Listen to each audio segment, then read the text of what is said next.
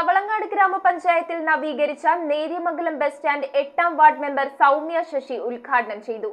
വാർഷിക പദ്ധതിയിൽ ഉൾപ്പെടുത്തി 20 ലക്ഷം രൂപ ചിലവഴിച്ചാണ് ആധുനിക രീതിയിലുള്ള ബസ് സ്റ്റാൻഡ് നവീകരിച്ചത്.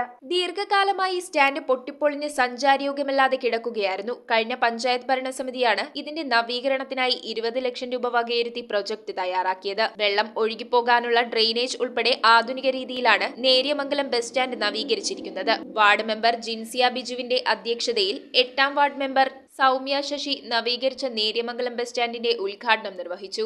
നമ്മുടെ കോതമംഗലം സൈഡിൽ നിന്ന് വരുന്ന വണ്ടികളൊക്കെ ഈ ഭാഗത്തോട് കയറി ഇറങ്ങി ഇല്ലാത്ത റൂട്ടിലേക്ക് ബസ് സ്റ്റാൻഡിലേക്ക് പ്രവേശിക്കാനായിട്ട് സാധിക്കും.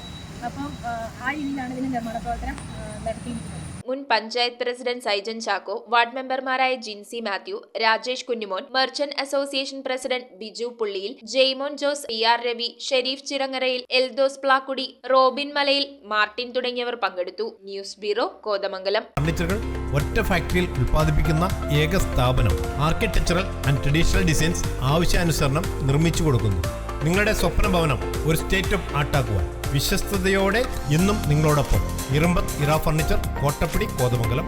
ഇനി കൂത്താട്ടുകുളത്ത്.